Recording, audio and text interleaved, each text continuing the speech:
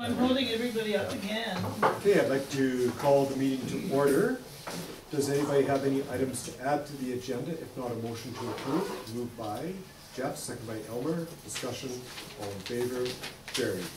We have the minutes of May 6. Were there any errors or omissions? If not, a motion to approve. Moved by Bill, second by Elmer. Discussion, all in favor, carried. Very pleased to welcome Yanping, Principal of Begbie Elementary, to present the annual report. And so, Yanping, the floor is yours.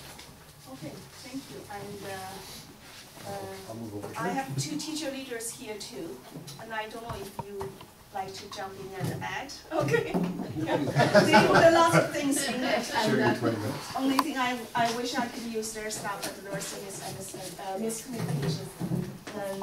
So this is the starting photo, and it represents our logo. I just searched from our photos that we had. So our logo is at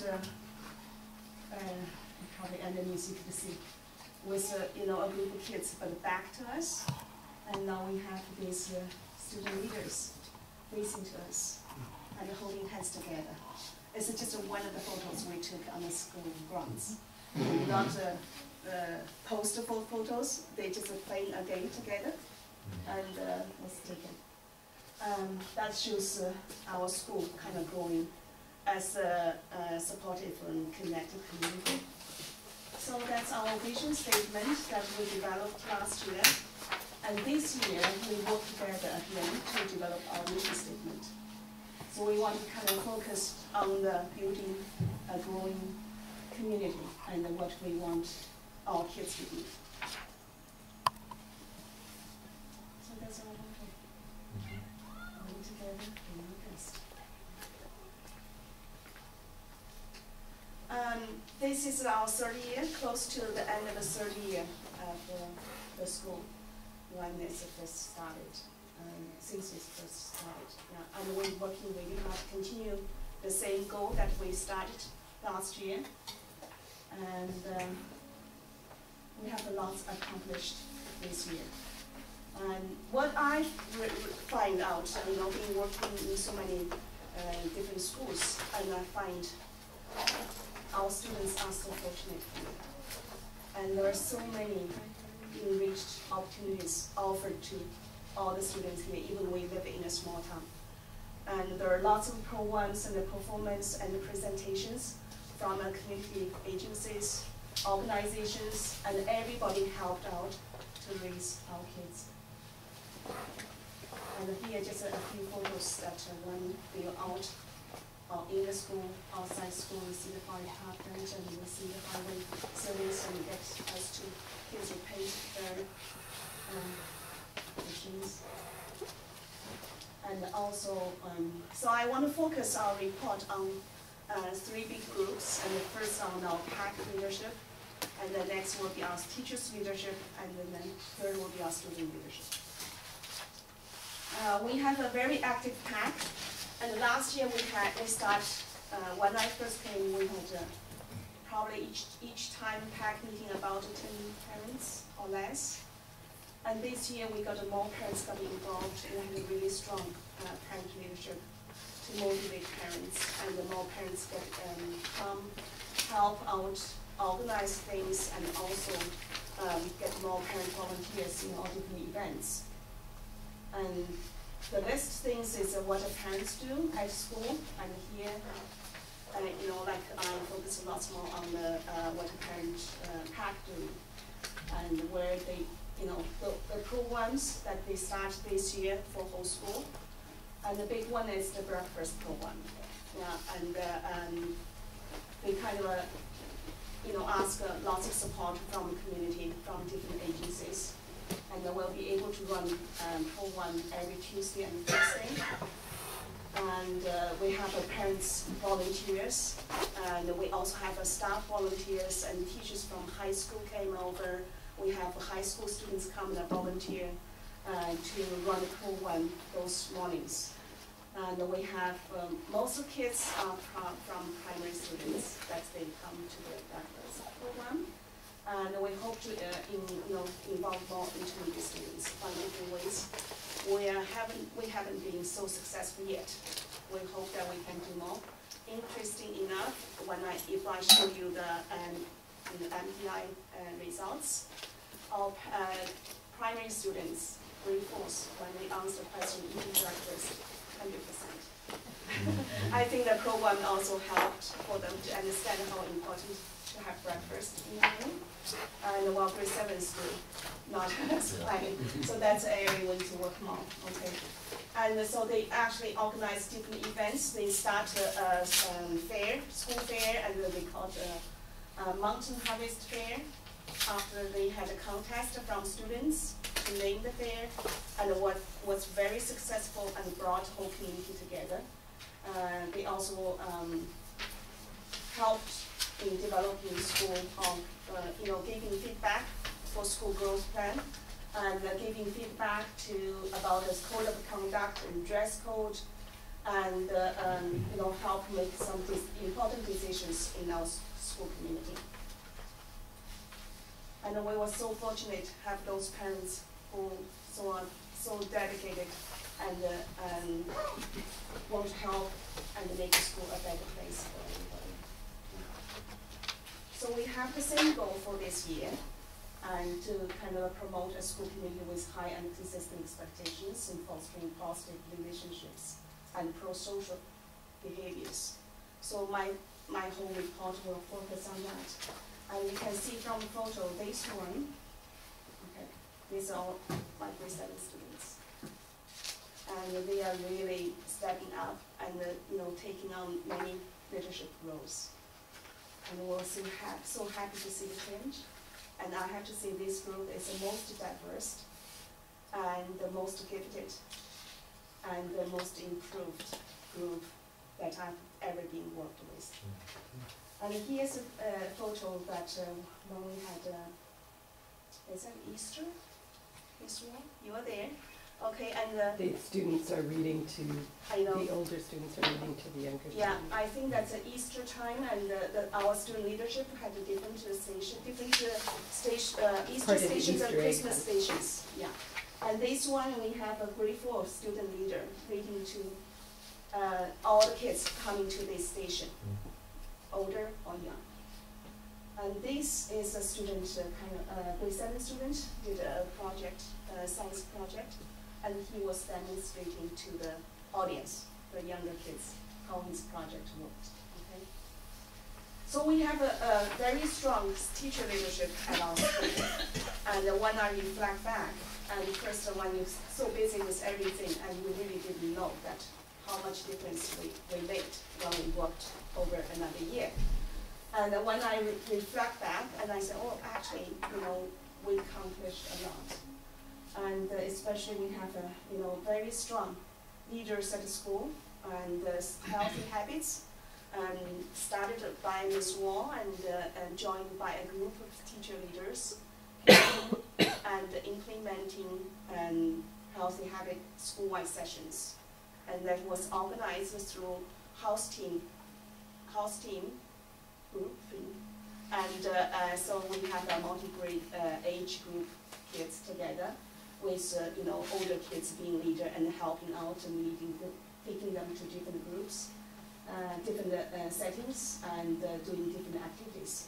And this one I just highlight the one session that Bill came to and visited us, and we were doing the eggs and talking about nutrition, about how to make eggs, and then they graphed in the class what kind of eggs you want, you like, that's your favorite. And they actually made egg salad and ate, and boiled eggs right at the session. Then we have 3 visitors. One is Bill, and that's very exciting. But more exciting is that we have 2 hands. And 2 hands.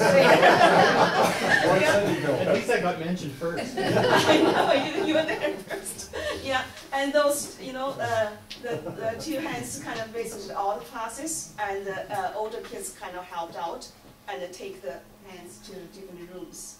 So it's very neat to see. And the building relationship is a huge focus for us, and you can see this bulletin was already taken. That's a Ms. Wall's grade 1 bulletin board. How they kind of, nurture friendship and make friendship grow. And with the photos here. And here, also that Ms. Wang and Ms. Mayer, they can research different resources online, and especially use the resource from Heart and Mind, online resources, and they kind of present to the class and did activities together to develop mindful learners at school. Also, we have lots of anti-bullying initiatives at school.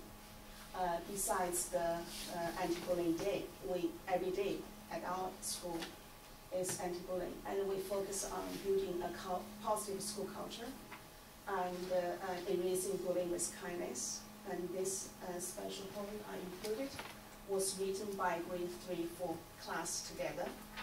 And they put ideas together, then put in a written form, and we presented at the school assembly. And the school-wide buddy reading is new this year for us. And I was really amazed to see how well that went. And that day, one day every month we do that. And in the morning there's a movement. Everybody moved. Like, intermediate students coming down, go get their buddies, find a place to read, and they also moved. And as it happens, and half of at least the school student population will read aloud to their buddies. But that was so quietly and orderly happened. It was so amazing to see how big buddies really taking care of the younger ones and show them a good role model there. And also our kindergarteners, not only being the younger buddies, they also can be big buddies to the cornerstone children. So then this photo is our cornerstone children come to kindergarten room, maybe the buddy programs, projects together, and of course with some grade 7 systems. And this year we focus a lot on pro-social behavior. And we started a mutual team, and you saw the bulletin board all there. And our students did quite a number of projects together. And I mentioned about Operation Warm in Christmas time. So 2 students collect about over 200 warming winter clothing for the needy people here in Revelstoke. And we also have a few students selling bracelets. They call it, you can see that. Okay, sorry I jumped. They're selling bracelets and helping raise funds to support women in Kenya. And another 2 projects I mentioned that 2 leaders from the team applied and received a grant from the Healthy Schools Network. So one is for the school garden, another student going to run a healthy fair in June. So once they start taking leadership, they really motivate children to the project they want them to get involved. Another thing is that we have 2 classes raise enough funds to purchase 2 goats for the developing country. One thing I just mentioned, Ms. Dollar really took the leadership this time and brought a jump demo team to the school and demonstrated and really motivated kids. So we did so well this year. And there's everybody's help as well from classroom teachers. And we raised over $7,000 for Jump Heart and Stroke Foundation. And lots of prizes in the staff room going to be given out. And I know how to jump at next assembly. That's what I promised. That's yeah. They more than doubled their goal. Target was $3,000. We also, focus on a theme for a month, and which, like 2 things I highlight is one, putting up, making conflicts, filling the buckets. That's the story that we read at assembly. and encourage students to make positive comments to others. And another one is gratitude, and that really had a great impact on our kids and affect their behavior. And here's a bulletin board that Miss Newton had some grade 7s made, and be grateful, what you are grateful for, and ask people to write down the notes. So people write down notes and post on it. And here's the list we all got on the report. What I got from the bulletin board, people wrote about what they are grateful. Yeah. And Earth and Environment is another theme we had in April. And so we had bike to school, or any way but drive, and we had lots of participation. And this week is bike to school week, and we had lots of participation as well. And one activity is that we clean the community on Earth Day. So that photo is the garbage cleaning, and from Miss Newton's class. Everybody went out and had a whole school photo in front before we, find different locations. Miss Wang made a map and gave jobs and people signed up. So that's a way that we pay back to the community who treat us and needs us so well. Special Valentine's cards, and that's something we kind of help kids trying to help out and give out the care and the love to other people that always care for us. And that's one project we did, and all our kids wrote, many kids wrote the Valentine cards for the seniors at Mount Cartier Court. And so they were very happy to receive all these cute Valentine's cards. And Miss Newton also took her class out to downtown, to business, to leave Valentine's cards or Christmas cards, and some of them put in a box, and so to bring happiness to other people. And here is a few things I listed as what our teacher librarian worked as a literacy leader. And meanwhile, as she's promoting literacy at the school, she also enhanced the community building. For instance, one week on their day, and you see Mike is here reading to children. And we also have our CMP officer, Tanya Anthony, reading to the children, and the whole troop of many people from Wesley Hobby came and read to our children. And another highlight is a poetry month, and you saw the poetry tree by grade 7s and the poetry board. And also upstairs, maybe we rushed through, there's a bulletin board from Miss Hanshaw's class, and there's, they wrote their poetry, poems, and also grow on the tree, and the paintings, each poster, and the displayed up there. So this kind of help the kids to promote their writing and the learning, and while building relationships as they're doing it. Okay, student leadership, I probably talked a little bit earlier, and they saw me to 18, and 9 students went down to Begbie, and they came back and made a presentation to whole school, and they heard all those projects. When I cannot find it, yeah. So actually, the teacher leadership and student leadership kind of intertwine together, because the teachers, train the students and help them to develop their leadership capacity. And this one is the garden that garden club we were doing, and I talked to you upstairs about how our the Me to Me team motivate intermediate students to participate, and it's working really well. And we also have a student kind of initiate quarterful of caribou. That's another project that one student spearhead, and she went to did a presentation to all classes, and raised the funds that enough to buy 2 young caribou collars. While we were doing the project, the students learned about the nature, about the animals, about how to preserve, how to respect environment. we have a strong leadership council, and they're sponsored by Miss Miss Henshaw and Miss Floyd. And they run different events at the school, and the upcoming one is the Begbie Got Talent. So the student and teachers get together to do the audition and select their performance. And we also have student leadership training for action schools, EC.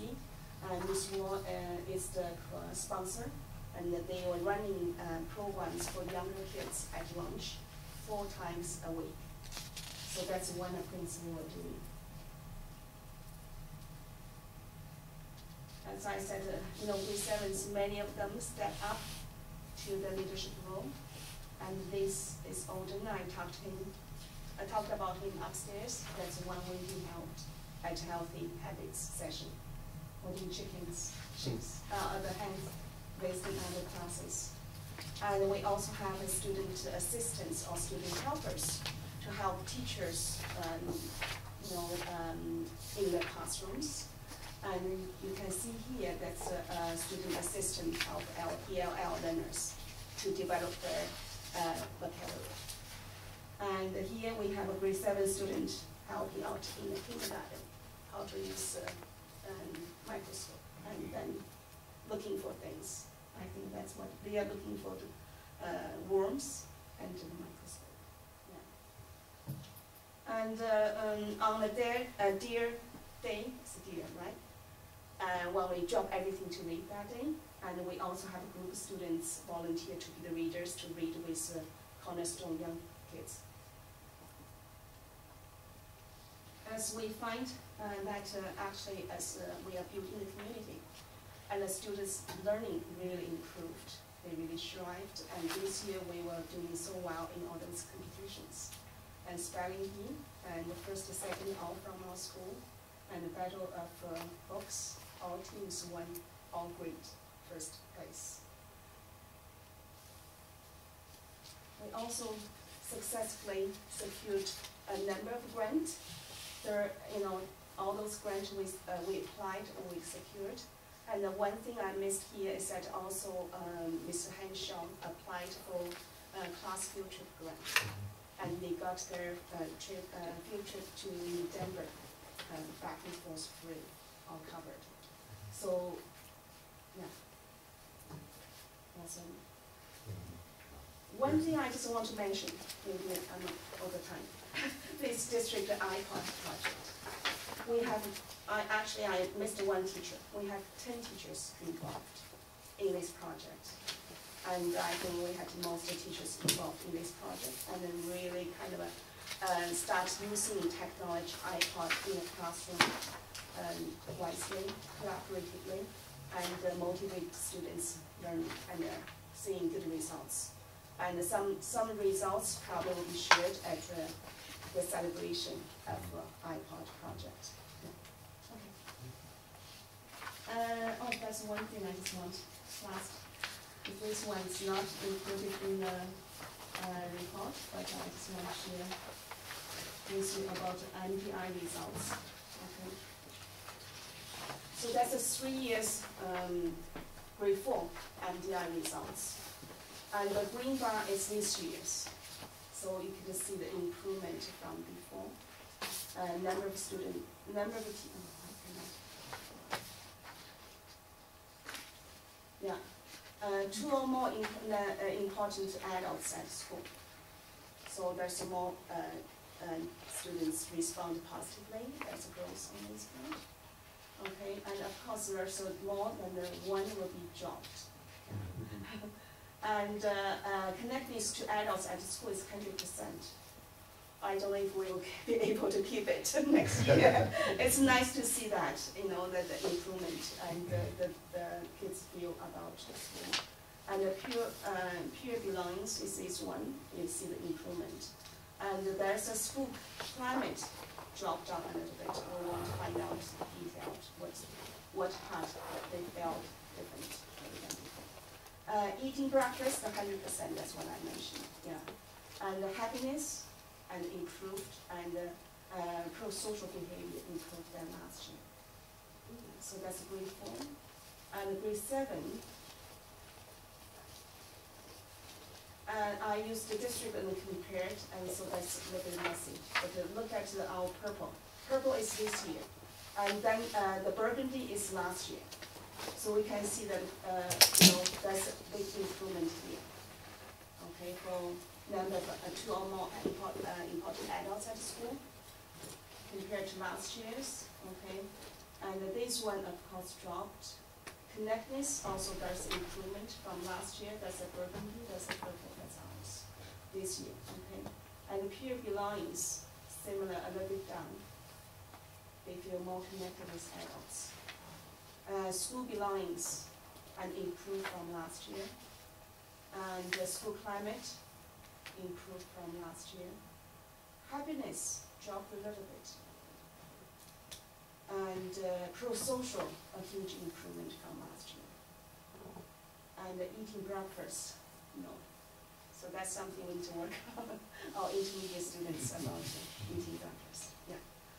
So maybe. That's excellent, yeah, thank you. Thanks, Yanping. Do you want to come to the table? We'll see if people have some questions. questions. Thank you very much. And Robert, I have just a Sure.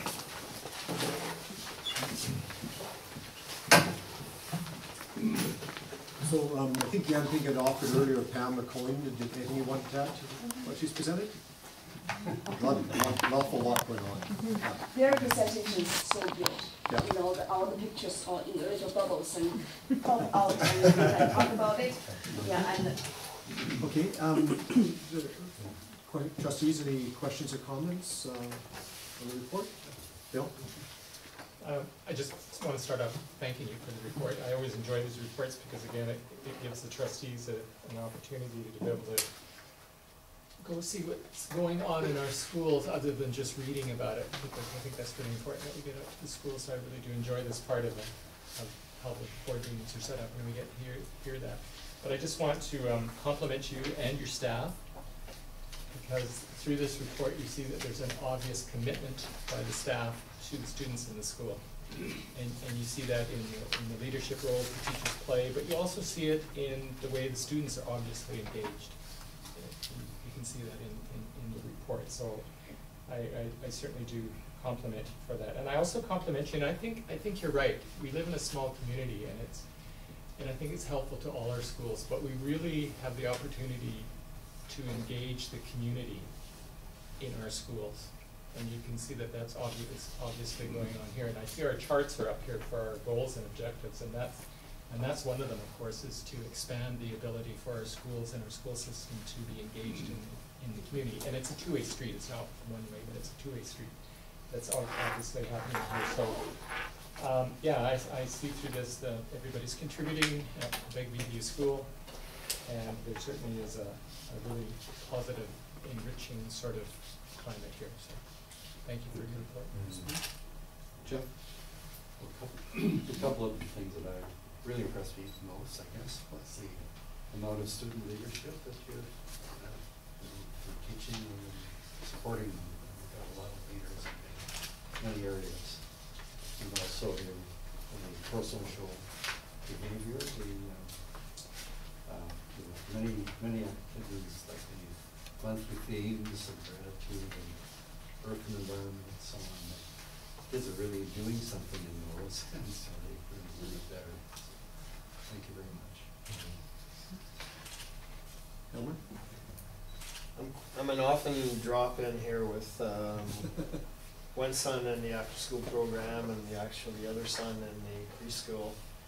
And whenever I come, the atmosphere is fantastic. I love the partnership between the school and the Early Learning Center. I think it's fantastic. My son's in the acrobats, and it was great.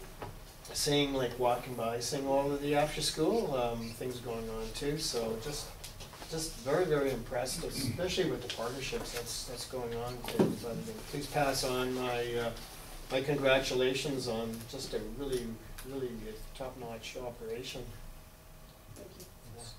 thank you. Anything like that? Yeah, I'd just like to, and I'm glad that Pam and Colleen are here too, to hear and just to acknowledge that all three of our schools have got a very distinct character. And what strikes me about this school is the activity and the busyness. And with that comes opportunities and challenges, and some of the challenges are to do with sharing so much space with so many people in and out of this building all day long. And you've done such a great job of capitalizing on the opportunities that come with that. And when the challenges come, which is the traffic, I believe the staff is really doing an outstanding job of recognizing the opportunities that are there and taking advantage of them. And you two certainly, Pam and Colleen, are leaders in that area, so it's nice to see you here. And Yanping, you're doing a fabulous job of bringing that together, so thank you so much. Okay, so thank you very much. And just the last thing that I would add is that when you see what an excellent job you're doing in terms of developing student leadership, you may not see the next piece of the puzzle, but what we hear from the high school is how impressed they are with the grade 8s that come into the high school every year. And you could go back a few years and it wasn't a strong leadership culture coming into the high school, and now there is. And so the students move up to the high school and they make a difference there right away. And so I really like the focus of the three aspects of leadership between the parents, the teachers, and the students, and that came through loud and clear in the report in terms of everybody working together for the students. So thank you very much for an excellent report. So next we'll move on to Mike's administration report. Okay. Mike? Good. Yeah, thanks. You want to pack that up? Yeah. Thank you very much. Okay, Pam, I know you better go pick up, but I want to jump right to number 11 because I just want to point out, while you two are, no, don't sit down. You got to go, I know you're going over it, if you're going over it. And Colleen, you stay as long as you like to and then go. It's nice to do that. But I want to jump to number 11 in the report just to acknowledge the work that Colleen and Pam did to prepare for the Investigating Our Practice conference, which turned out to be a very small presentation, but a lot of work to do and get ready, but it was highlighting the work that you're doing around the healthy habits. And I think the way that happened is I said, would you like to apply for an opportunity to go? And you said, and I said, we'll do it together. And then you totally did it and then totally went. So that and I said, you want some more help? He said, yeah, you're kind of helpful, thanks. The highlights. So thanks, Pam, for saying you for that. Now you can speak up. Now you can speak up. Yes, yeah. Starting back up with number 3, and you'll see throughout the report a number of items related to the Learning Improvement Fund. So I'll just use number 3 to wrap them up. Jennifer and I did make it around to all 4 schools for a lunchtime meeting to gather input from teachers regarding their thoughts on the use of the Learning Improvement Fund, their hopes and dreams around that.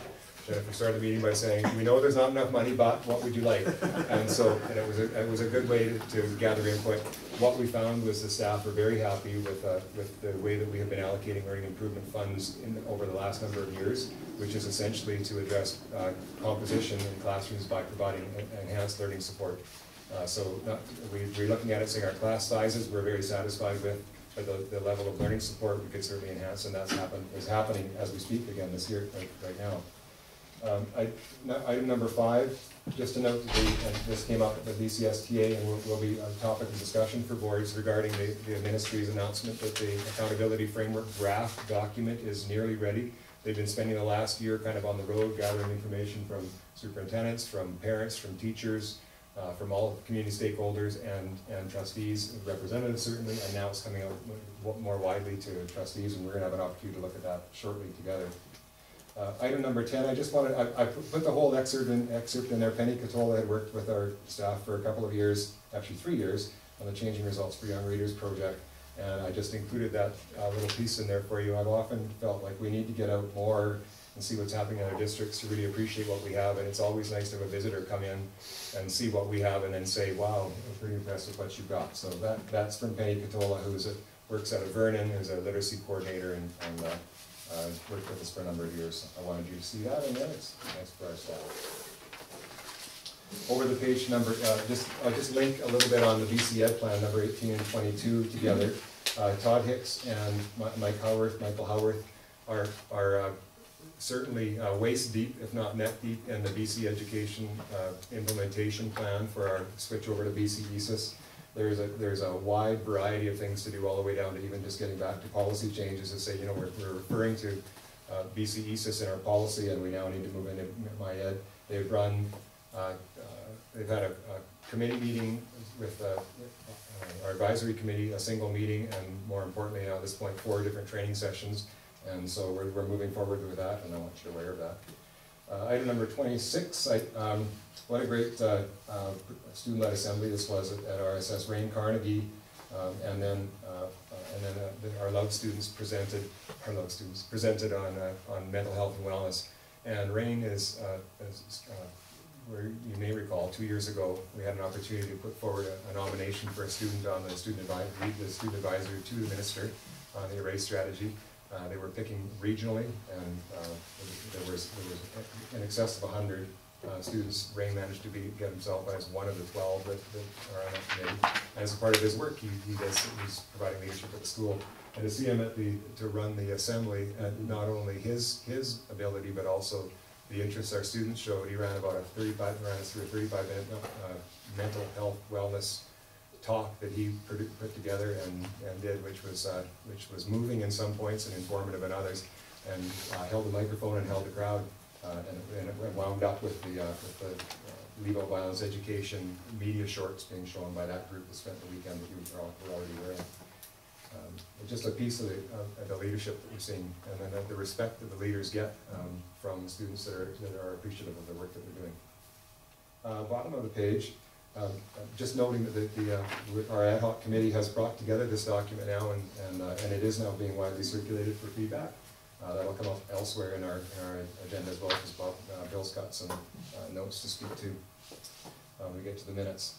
Oh, I wanted to include item number 31, and thanks to Kevin Dorius, who came and met with Greg Kenyon and myself.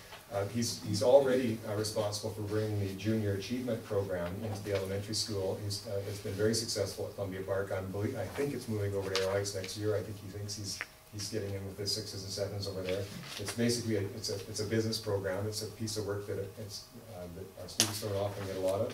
And then he's also looking to bring into the high school a Junior Dragon's Den project supported by the Columbia Basin Trust. And there is a model in the Kootenays that this is happening, and very successfully. Literally putting together those teams that they actually do have the opportunity to go through a Dragon's Den business project. So I expect that to start to fall. He's working now with Jeff Colvin through our careers and personal planning program. Noting in item number 36, we had our year-end celebration of our mentor-mentee program. You know that we had 19 mentors, Colleen being one of them, or 10 mentors, 9 mentees. Involved in the project this year, 4 release days for staff to work together in pairs. I think by all accounts it's an outstanding program, Colleen. Very good. I just want to note the work that Ariel McDowell's doing. Item number 38, the work that she's doing around the Aboriginal Enhancement Agreement, and I know that Leslie's been well involved in this as well. The dinner specifically referring to here, Sinaiak's elder Virgil Seymour came in, and it was an outstanding opening to where Virgil came from 300 miles, 300 kilometers to our south, and then stood in our gym and welcomed us all to his traditional territory, which was interesting to stand in our gym and be welcomed. And it was an interesting. It was a great start to an interesting evening, and that is a lot of work, the enhancement agreement that Ariel's leading in that regard. Item number 4, where am I going to go to now? I'm going to flip over to item number 45. Fitting in so nicely with the work that this school is doing around mindfulness, and each of our schools are doing around social, emotional health, and wellness. We've now confirmed that Mark Holder will be here, and we'll be inviting the community to join us on September 2nd. He is certainly a big name speaker. He got back from Houston just in time for us for Stacey and I to work out the final details with him. And as I think I mentioned to you before, we're getting some breaks on what it would normally cost to travel, because he likes mountain biking, he loves Revelstoke, and he's seen the work that we've done around mental health and wellness, is looking forward to working with us. So I'm certainly looking forward to that. And finally, item number 47, just in terms of the co-governance, and Alan and Bill and I had shared a little bit of information, and I know it's going to come back to trustees through facilities and finance, specific to the 3 of the motions made at the BCSTA at our AGM. AGM, it was a little while ago now. So if you have any questions or comments on any of those items or ones that I haven't highlighted. Thanks, Mike. Bill? Going to item 47, with regards to the CSTA motions at the AGM, I'd like to make a motion that the BCSTA AGM motion number 13, which is entitled Co-Governance and Annual Review of Effectiveness, and also numbers 19 and 20, which are titled BCSTA Provincial Collective Bargaining Initiative 1, and 20 is number 2, that those three motions be referred to the Finance and Facilities Committee for its next meeting. Seconder? Elmer?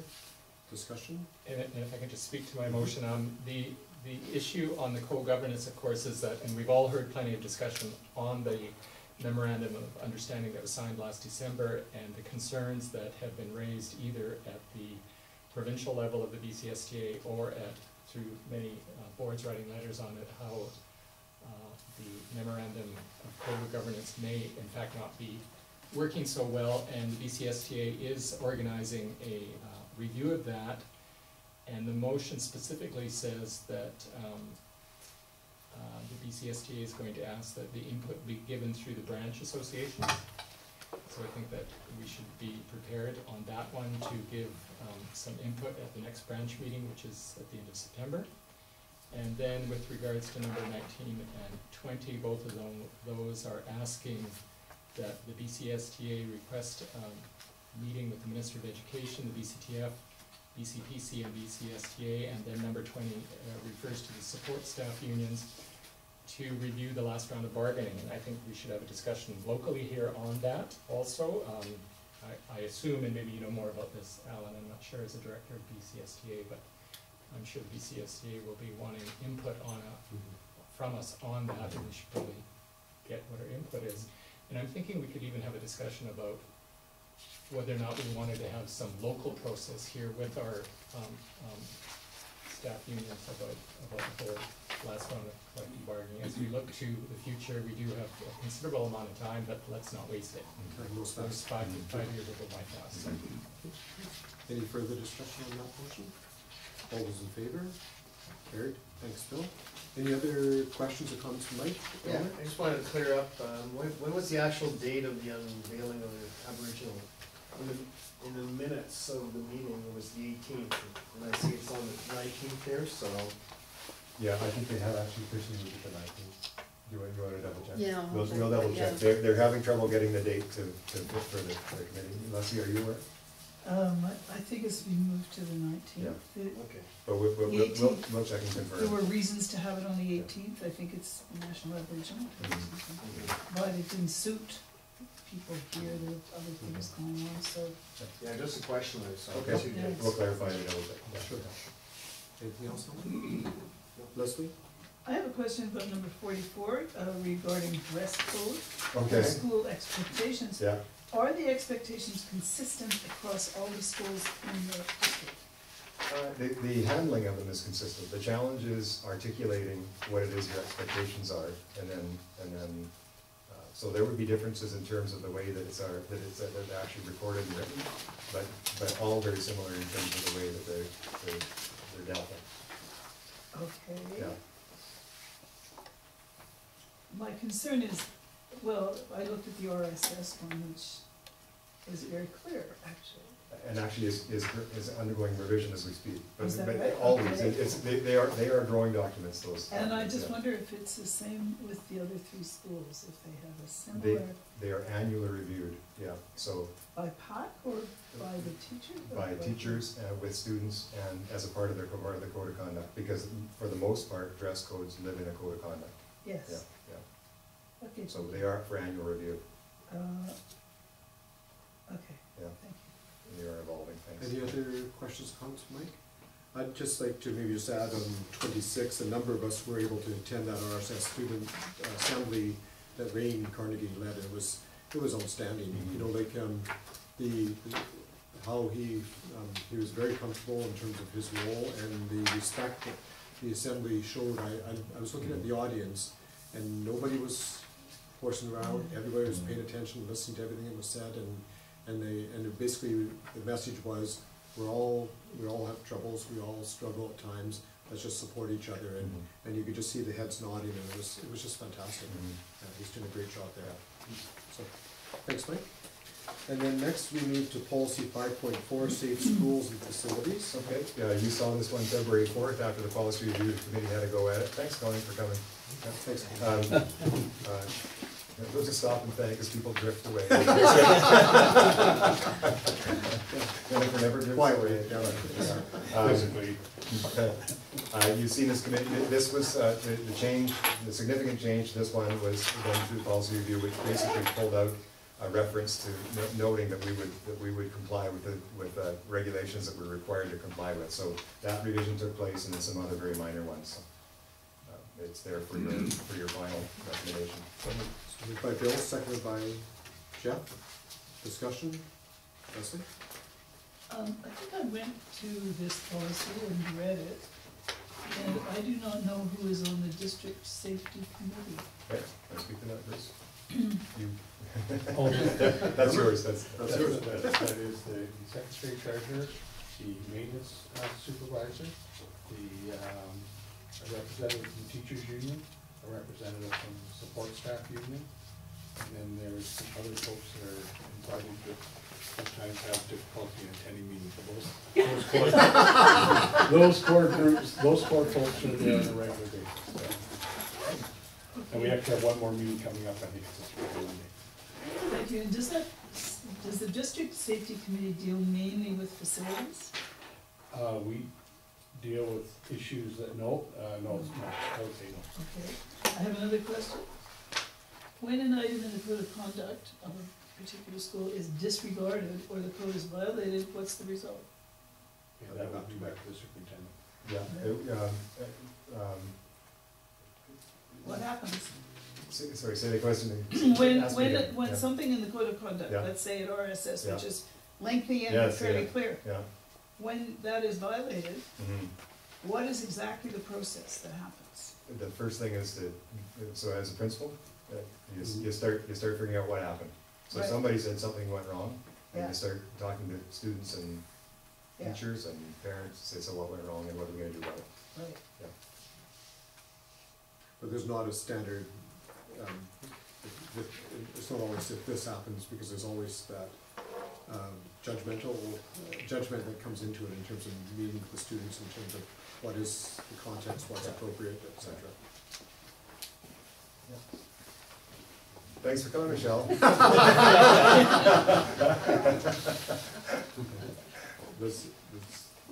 Well, Mike and I have already had a discussion about this. I should maybe make that clear.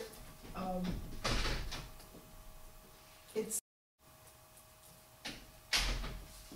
not clear to me at all.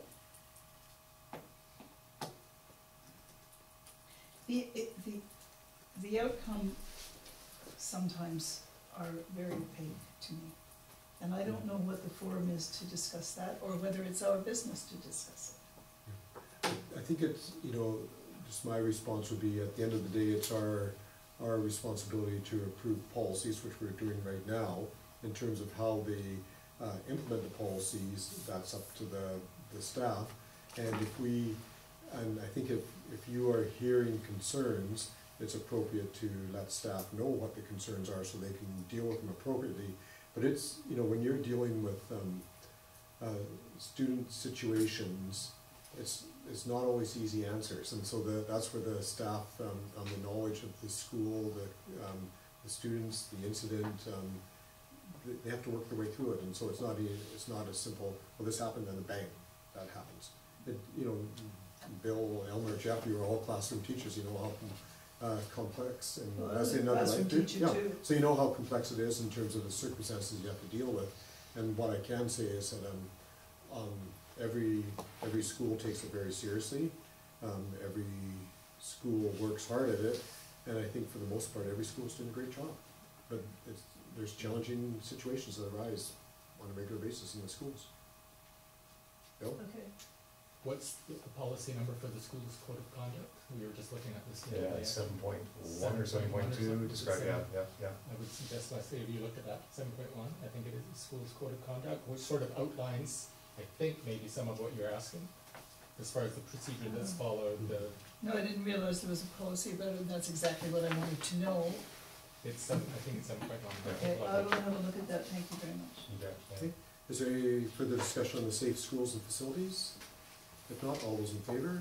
Carried, thank you. And next we have policy 2.4, district policy development and review. Okay, again, very minor changes to this one, in the policy itself, it just makes reference in the third paragraph now to membership, and so we essentially cleaned that language up. So we were saying the RTA president is going to be there, but then we said, okay, well, wait a minute, she could also designate somebody, and so could I. So that's the change to the policy 2.4. So could we have a mover for this, please? Moved by Leslie, second by Bill. Discussion? All those in favor? Carried. Thank you. Next we have the 2015-2016 board meeting schedule. And I assume Mike's gone through looking at calendars around Christmas, spring break, 2-week spring break, et cetera. Did it all, and then caught a few, yeah. Okay. Yeah, so there, yeah. So we're looking for a motion to approve the schedule. Moved by Jeff, second by Leslie. Discussion, all in favor, carried. Thank you. Now we turn to Bruce for the 2015-2016 annual budget bylaw. And this will be done with this full, with the superintendent, and Kyle will put it together. Okay. So, you have in front of you the memo that provides a brief overview as to the changes and the adjustments that were made, the impact. Like I said, this year, even though the ministry did provide additional funding, it didn't come close to covering the cost pressures. So we did have to make some adjustments. And Mike, I don't know if you want to talk about them now or if you want to wait and see if there's questions afterwards. But, Sure, keep going, and then we'll do some questions. and so I'd say, well, the one thing we were happy was that we were able to maintain the staffing ratios and class sizes, and the board said it was a priority, and our committee, from the budget committee also said it was a priority. And any adjustments that were made were really due to enrollment decline, as we mentioned here. So I'm prepared to take more specific questions. And maybe I could just say a few things before Sure. trustees with some questions, because I do want to say thanks to Bruce for running us through the budget process, and remind trustees that the process that we use is for the budget committee to meet. We use 7 a.m. Start meetings, so that nobody can say they can't make it, because nobody's doing anything except for enjoying their cup of coffee at 7 a.m. It's a representative group, so that we do have our employee groups represented, as well as our administration, and then of course the board office. And our process this year was to begin with a brainstorming session around what it was that was important to us, and what things we wanted to factor into our decision making as we worked our way through.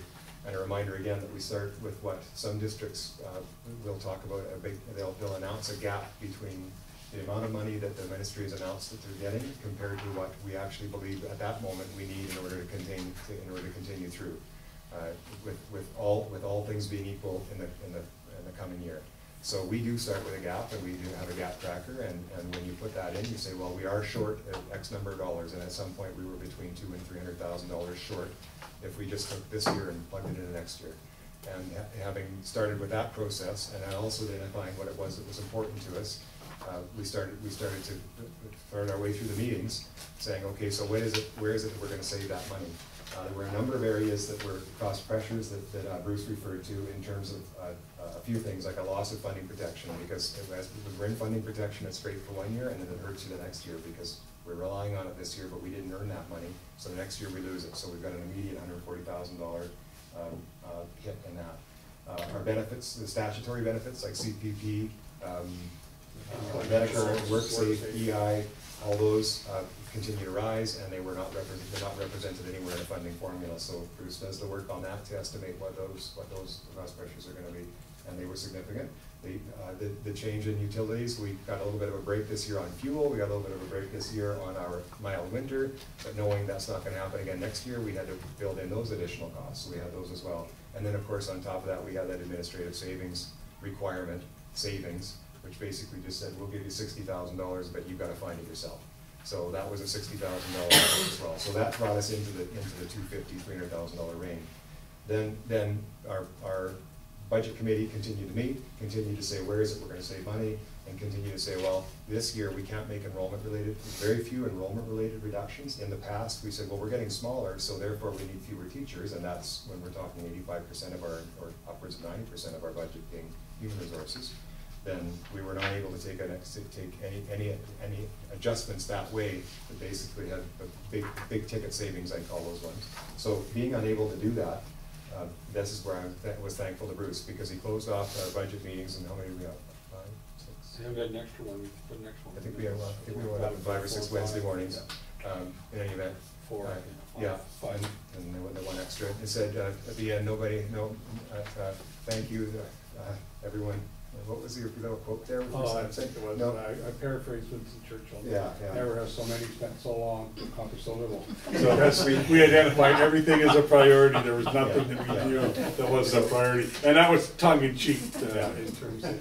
So in terms of then what Bruce and I were needing to do before we came back to that last meeting was say, how are we gonna make these adjustments and still sustain what it is that we felt was important? And we did it with kind of in 4 sort of big areas. The first one was some enrollment related reduction, because we are getting smaller, so we were able to take some teaching time, some class time out of the high school without negatively impacting any course selection, any class sizes. But that was a small piece, and that was about $50,000. And then we took a piece of EA staffing to say, we expanded our EA staffing again this year. We're getting smaller. We rolled our EA staffing back to the amount that we started 14-15 with. So we fully sustained what we had, but we were able to realize some savings because during the course of 14-15 year, we continued to layer on some more staffing support. And then the other 2 areas, we had basically a reallocation of district staff, and that comes in the position of our district principal that's going to take on some teaching time next year. And then we were looking at our surplus as a result of the mild winters, some one-time savings that we were able to get, and that made up the balance of our gap. So on the second page, we have a motion, and I'm looking for somebody to make the motion that we get first, second, and third reading to the attached 2015-16 annual budget bylaw in the amount of $12,994,939. Elmer? Seconded by Bill. Discussion. Bill? I just want to start off by maybe restating some of the things that Mike did, but that's all right. I think we all recognize the difficulty of looking at an almost $13 million budget and coming to a point that we can all comfortably say, okay, this is what we think is the way we should go. So I want to really thank and recognize the budget committee that did a lot of the work for the trustees on this issue, as far as looking at all the issues that Mike was earlier talking about. It is a difficult task. Just realizing now that you're a Churchill aficionado, I should give you a couple of books I have, but anyway, I didn't quite see it in the same light, but I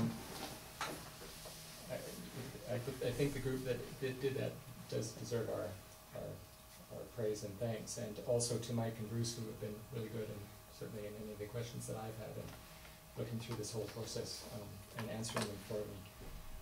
As Mike already outlined, there were many pressures, challenges as the whole process worked its way through to coming to a point where we have a balanced budget, which of course is what we have to have by law. It's not that we can submit something because there's other actions apparently the ministry can take, right? Apparently. But I also want to acknowledge, as a small board, I want to acknowledge the fact that we're members of BCSTA, because I think they've done a lot of work driven by local boards to advocate. And I don't know if this is the typical situation, but I certainly have been pleased with the direction the BCSTA has taken on the funding, going right back to the initial budget announcement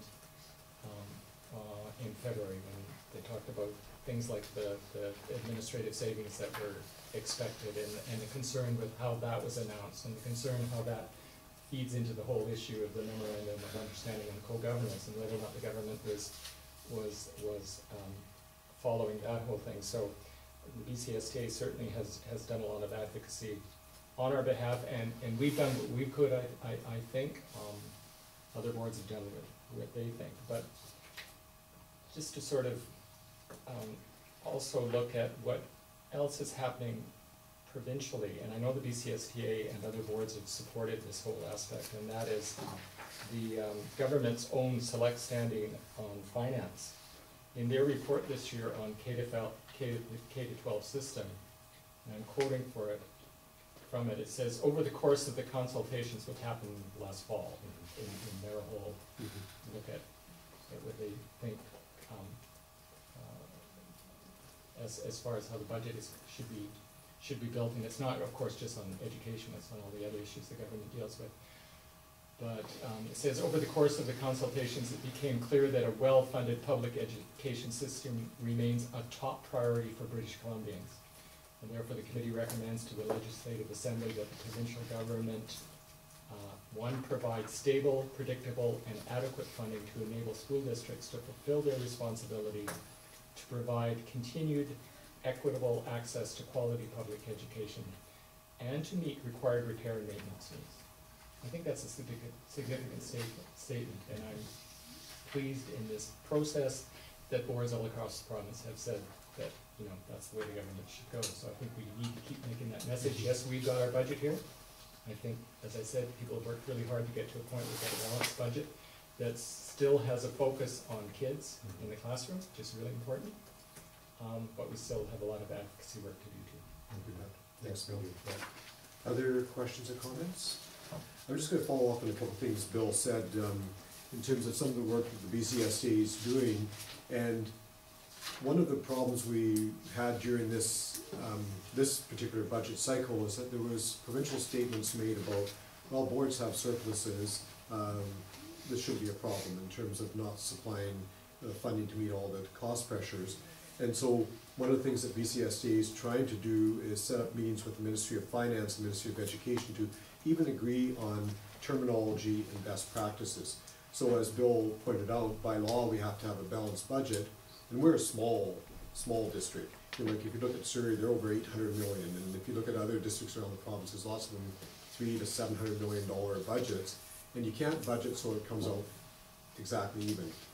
Each year you're going to have some variations in terms of absenteeism for illnesses, you're going to have breakdowns of equipment, you're going to have differences in utilities, so you have to have some sort of contingency built in so that you have the flexibility that you are going to balance the budget at the end. And so what some districts do is they may have a surplus that they'll keep, if contingency is not used, it becomes surplus, and then what districts can do then is draw on the surplus to balance the budget. And so surplus, and some of the surpluses are there for restricted purposes. They only can be used for example, we've had restricted funds for the Aboriginal education. Now the program's running fully, it's all being spent, but for a while we were saving it till all the plans were in place. And so one of the problems we have in education is the terminology and the lack of consistency in terms of what is best practices. And so that's something that we're working on, because we think it'd be irresponsible if we didn't have some form of allowance for either contingency or surplus, so that we have an unusual situation, we can handle it without going into deficit, which is against the law. So it's a very complex issue in terms of education budgets, and I think when you hear these quick statements about, oh, there's lots of money, there's no problems, it's not a clear picture, and it takes a lot of work from all the people in the district to make sure that we protect the services. And again, I'm just echoing Bill again, but I'm thrilled with the level of services we are able to maintain. We do have some staff from the district office who are now providing more classroom service in order to balance the budget, but it's a problem. We've been able to do it, and it's going to be a problem again next year. So thanks for your comments, Bill, and I actually wrote them down because I'm going to pass them on to BCSTA, because there's a big job ahead. Any further discussion? If not, all those in favor? Carried. And Bruce, thank you for your leadership in this area. Now we go to committee reports, and first set of minutes is the Aboriginal Education Advisory Committee meeting minutes of April 30th. Leslie, is there anything in the minutes that you'd like to highlight? A couple of things. meeting that you've already referred to, or that Mike already referred to, where we had a Sinai's delegation and Virgil Seymour introduced the evening. But we also had a very successful drumming group from Colville, the Colville Reserve of Sinai, so people who came. And I thought that they really, that the presence of that group really established a tone for the evening of excitement and really a kind of connection with the Sinai people who were the major group whose territory was in Yellowstone. I know today we're also recognizing other groups, but a lot of research I've done suggests that they in fact were the major group who were living here or hunting here and so forth. So that was a very successful meeting, and I have to again compliment Ariel on the work that she has been doing to facilitate this group and to try and pull out of people's comments about what they want to see in Aboriginal education a real sense of coherence. And that process, I saw Ariel last week, and that process she feels well underway. We think that with one more meeting, probably in the fall, we'll be ready to actually craft the agreement. So I missed the family potluck. I wasn't able to go on May 22nd, but I understand it was also successful. The sturgeon-nosed canoe building that Wayne Louie was here for has, I believe, been completed. He was in the marketplace on Saturday morning, and Lisa Moore introduced me to him.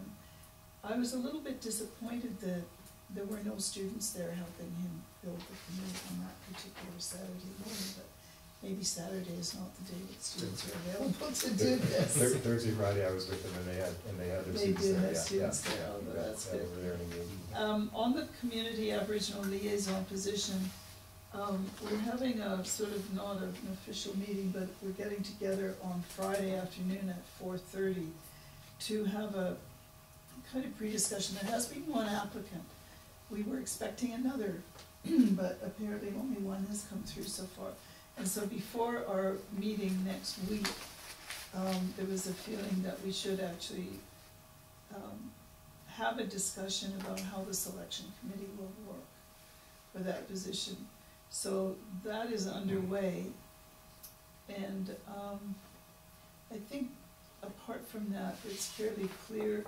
The meeting, this meeting on April 30th was quite a long meeting, and there was a lot of discussion about the enhancement agreement and how we should go about that. And then Nadia and Lisa Moore barely had time to give their reports because we had spent so much time on this other really quite important issue.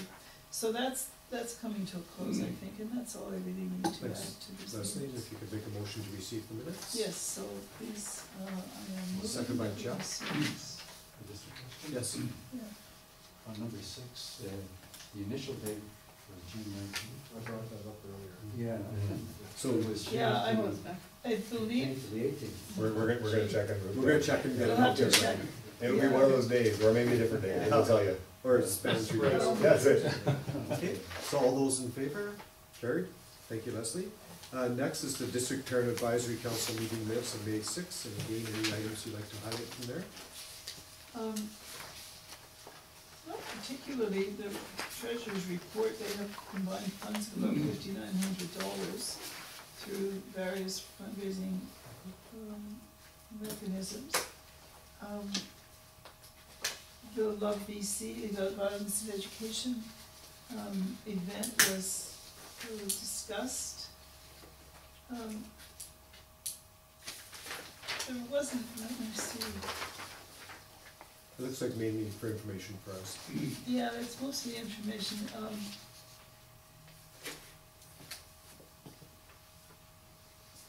There's various PAC news things there, but I think you can read through the minutes. I don't think I need to take up time to talk Sure. about them.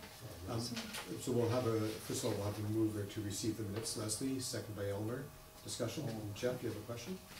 In Begbie Elementary, the last point says, looking at purchasing school supplies in bulk next year through local businesses. Yep. And just wonder, has this not happened before? No, the Columbia Park did it last year, and it was successful. It's a lot of work. So for a pack to take it on, it's a big job. So that's what they're looking at. And this is, you heard Yanping say it's an active pack, so I wouldn't be surprised to see them do it. And they'll save some money and they'll support local business. Could the DPAC do it then? No. For all schools? No, it's too big a job. The DPAC is just a representative from each. Yeah, it really needs to be the pack to take it on. Yeah. Very popular with local businesses. I'm sure, yeah, very. Any further discussion? Not all those in favor? Carried. Thank you. Next we go to the ad hoc strategic planning committee minutes, May 7th. Bill? Thank you, Alan. So our last meeting was held May 7th, and you can see that as for the minutes, we reviewed the format changes in what we hoped for that as a document, and it's in the package for you to look at. This is where we're at as of now. You can see that it's also up there on the chart. Sure, it's up there. Looks good. Just to go over the goals, so we have 4 of them. Number 1 is enhance communication strategies and foster greater community engagement in the school system. Number 2 is to continue to focus on educational excellence within our schools. Number 3, to ensure sustainability of our system and resources through effective and efficient management. And number 4, complete the capital project and the disposition of the surplus school sites. We're at a point where we're trying to be as broad as we can as far as getting input, and so you can see through the minutes where what we're doing as far as getting more input on this. These charts up here will be set up at a table this Thursday, tomorrow. Is it tomorrow? Yeah, 4 o'clock tomorrow to the community center to get input on it. We'd actually asked to go to city council, but unfortunately they are also a very busy group, and they're, believe it or not, booked with delegations until September 29th.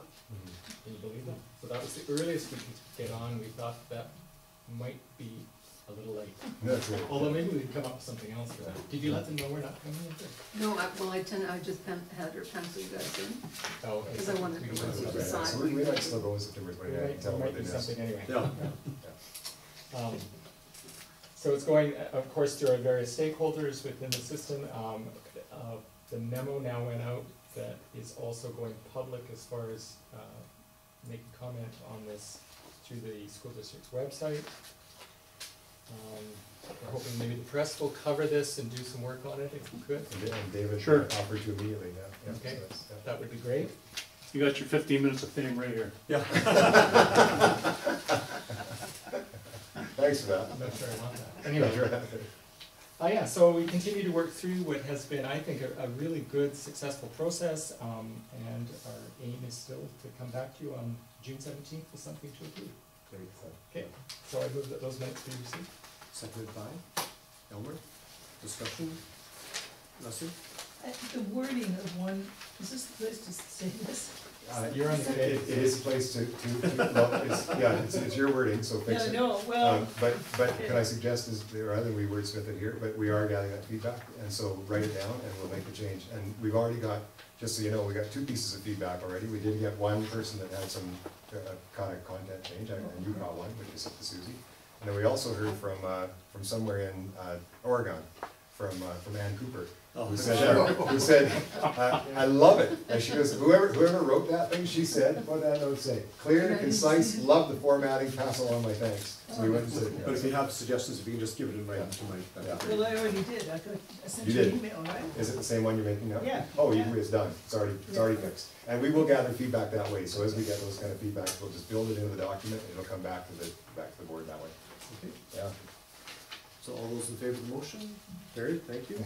Then Elmer, Finance and Facility Committee at the whole minutes of May 8th. I think pretty well most of what we talked about was covered in Bruce's presentation. I'd just like to echo the excellent work done by the budget committee. I think it was a challenging year, and I think the core is maintained, students first.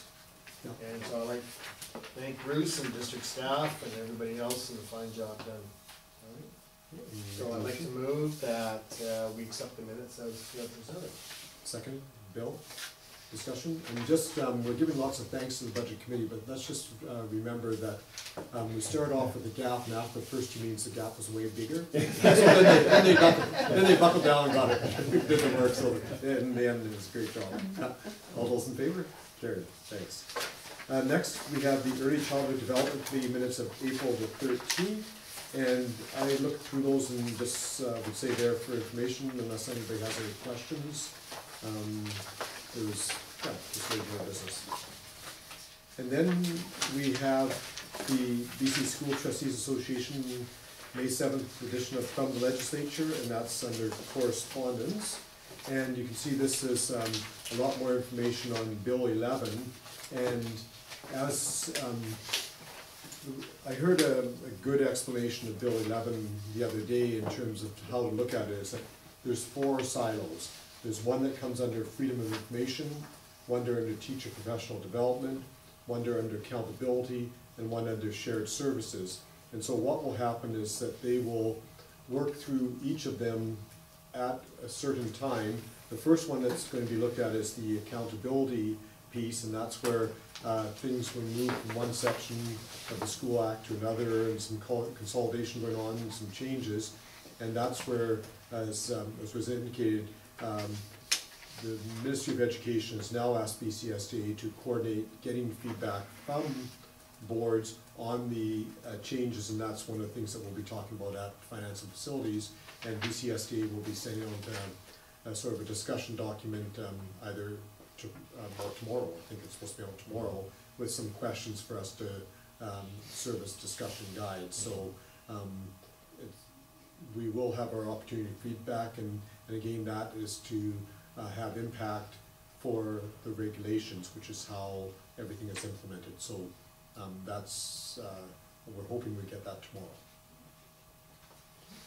So that's there for information, and that brings us to the conclusion of the regular agenda. And just before we do close, there is the public question period. If anybody, Jennifer? Yep. Jennifer Longley, President of the Revelstoke Teachers Association. I have a copy of a letter that Alan sent on behalf of the board to Peter Fassbender. Yes. Regarding Bill 11. Yes. And part of this letter includes district explaining to Mr. Fassbender the importance of Pro-D in our district and that you support that. Mm-hmm. And thank you very much for that. I also have a request and a question regarding this letter. Sure. The request is, the RTA is not CC'd on this letter, so I wouldn't even know that you had issued it had I not asked for a copy of it.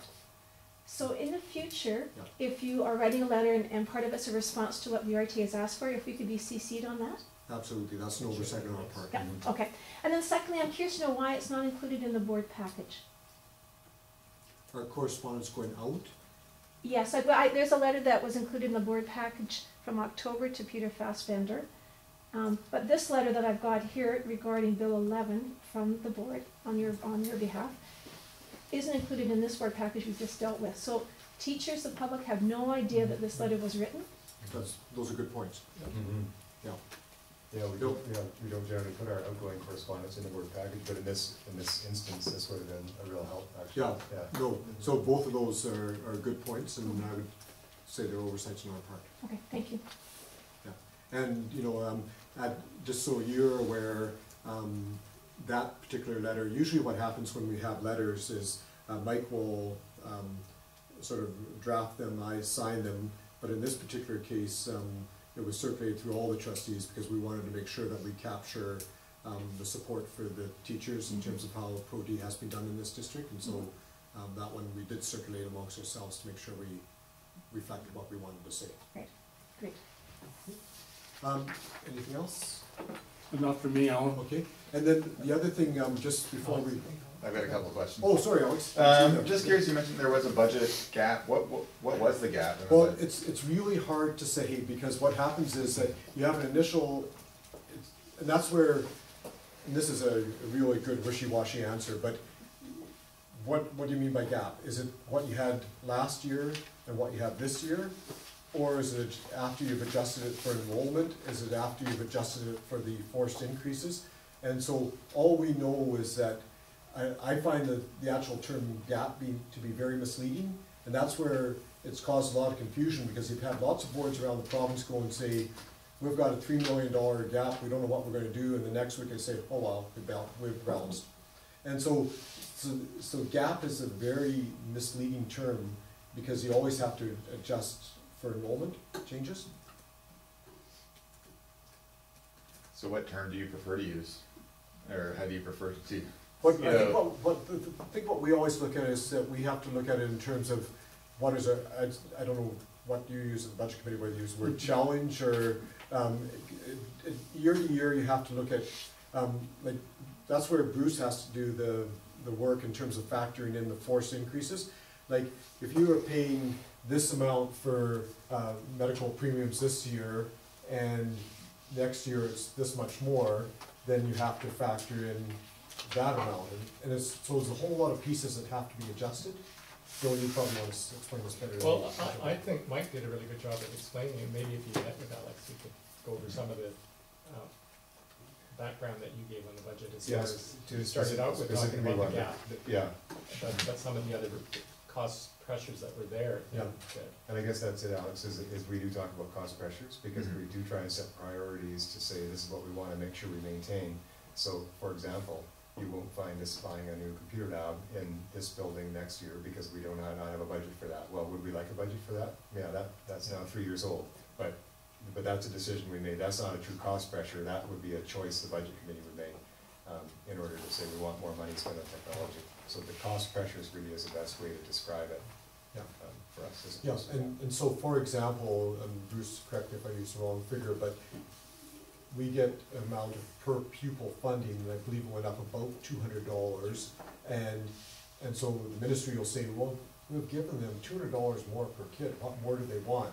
Well, the $200 per student does not cover all those cost pressures that we're talking about, and so that's where it gets, you get it, we don't want to be in communication war, but what we want to do is be in the business of providing services to students, and so that's what the work the budget committee does, is take into all the factors and then say, okay, now what decisions we have to make to do the best we can to protect the services in the classroom. Okay, maybe I'll call. My other question, I know there was the administration savings. How are those accomplished? Like you mentioned, some admin are doing, are going to be teaching, or is that? Yeah, that's one of the areas. Bruce can probably explain this a bit better. And administrative savings, Alex, was eventually defined with a very broad brush. Okay. So for example, we were able to, we went to tender last year on our custodial supplies, and we dropped probably 20% of what we were required to meet in terms of the savings just by going to tender and reducing our costs. We did the same thing where we've now got an in-house mechanic. We're expecting again to save another probably 25 to 30% of our required savings in areas. That's almost half, that's over half of it right there. Okay. So, and then there's like other small areas you'll hit from time to time with other savings, and again, we can talk more about it if you like in terms of tomorrow and in more detail. I don't know how close to the dollar you actually want to get.